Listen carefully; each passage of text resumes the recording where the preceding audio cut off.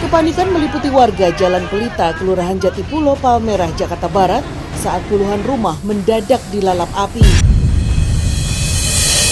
Diduga kebakaran dipicu dentuman keras dari kabel sutet yang terputus. Di RT berapa nih Pak? RT berapa nih? Dalam hitungan detik, warga langsung berhamburan keluar. Mereka menyelamatkan diri dan barang mereka yang masih bisa diselamatkan.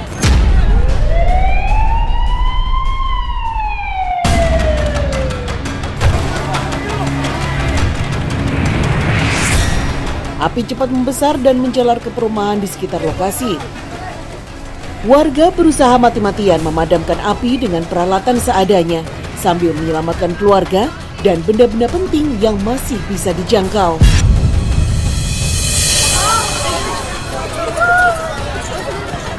Petugas Damkar Jakarta Barat datang tak lama berselang. Petugas langsung menggelar selang ke segala arah, mencoba menahan api agar tidak merembet lebih luas. Sebanyak 21 unit dan 105 personel diterjunkan, bertarung dengan kobaran api yang semakin mengamuk.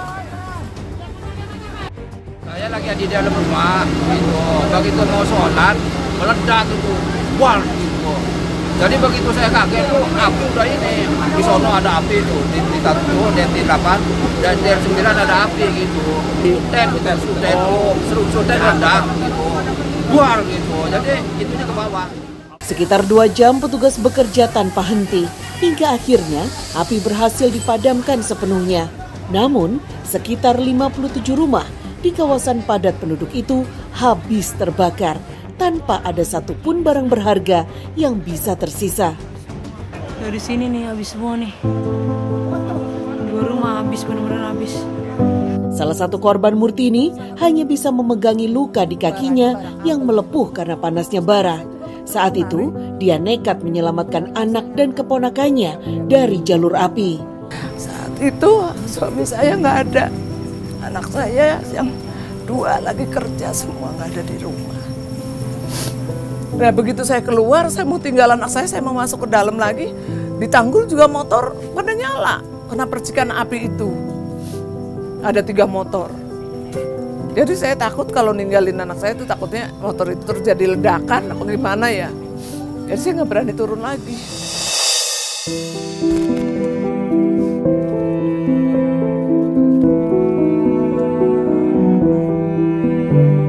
Rumah yang telah ditinggalinya bersama suami selama 31 tahun luluh lantak tak menyisakan apapun selain kenangan dan puing-puing.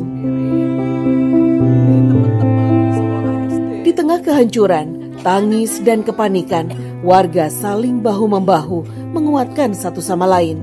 Teman, kerabat, dan tetangga berdiri bersama menjadi penopang di saat semuanya terasa jatuh. Ya Pak Endi, ya Bu. Ketua RW setempat juga terus menenangkan warga.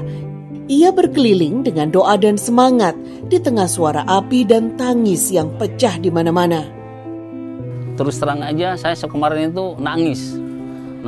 Saya sambil jalan tuh, sambil saya keliling, saya nggak lepas dengan doa.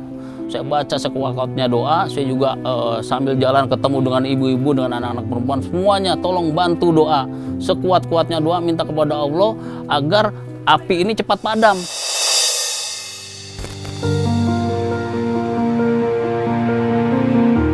Setelah api padam, para korban sementara tinggal di tenda posko, tempat di mana mereka mendapatkan makanan, perlindungan, dan fasilitas kesehatan untuk pemulihan awal. Petugas damkar yang sejak awal berjuang di garis terdepan ikut merasakan duka warga. Perasaan pastinya kami turut prihatin, dan kami sebagai pelayan masyarakat akan terus berusaha semaksimal mungkin untuk terus melakukan sosialisasi dan berkolaborasi dengan masyarakat dan instansi terkait.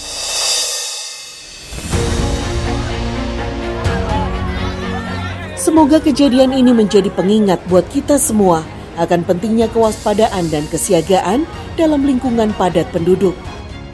Dan semoga para korban diberikan kekuatan untuk memulai hidup dari awal, membangun kembali rumah, harapan, dan masa depan yang terpaksa hancur dalam sekedipan mata.